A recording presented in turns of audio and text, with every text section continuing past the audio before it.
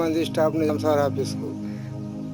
ఇక అక్కడ 20 మంది స్టాఫ్, ఫిషర్మెన్లు, వాచ్మెన్లు ఉంటుండే అక్కడ. అచ్చంపేట ఆఫీస్ అది. ఇన్స్పెక్టర్ ఉంటుండే, అటెండర్ ఉంటుండే. ఇక ఆడ నుంచి కొన్ని ఏండ్లైన తర్వాత ఇక్కడ హౌజుల్ లీకేజ్ అయితే చేపించారు. ఇక నీళ్ళది సరఫరా లేదు ఇక్కడ.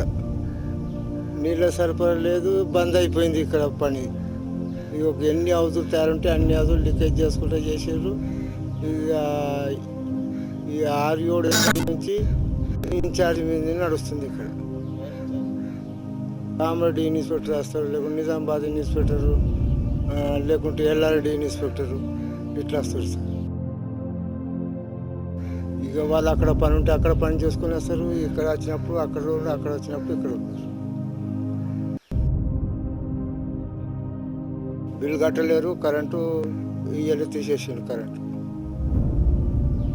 బొచ్చ పిల్లలు తీసుకొచ్చి 6 కిలోల చేప తీసుకొచ్చి ఇక్కడ హౌజులలో వేసి నీళ్ళు వేసి ఆపగట్టి, దానికి మగదానికి ఏమో 2 ఇంజక్షన్లు, ఆడదానికేమో 1 ఇంజక్షను ఇచ్చుకుంటా సూదులు ఇప్పించి చేస్తారు. ఇక సూదులు ఇచ్చిన తర్వాత ఆ గుడ్డు యువతలకు వచ్చినాక మర్రా తెల్లారి తీసి మర్రా తల్లి చేపలను హౌజులేస్తుంటుంది. హౌజులేసి ఇక్కడ మర్ర గుడ్డును తీసి వేరే చిన్న ఆపరాలు కట్టి దాన్ని మర్ర ఎట్లా నిమిషం మారితే అట్లా గుడ్డు వాళ్ళకి పిల్ల తయారైంది.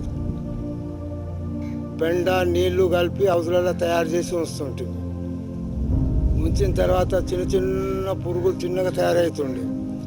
ఈ పిల్లలు 3 దినాలు అయిన తర్వాత ఆపలకెళ్ళి తీసి ఆ ప్లాంటింగ్ కలిపిన దాంట్లో హౌజులలో వేస్తే ఆ పురుగును తినుకుంటా 15 దినాలకు పెద్దగా అవుతుండే ఆ పిల్లలు.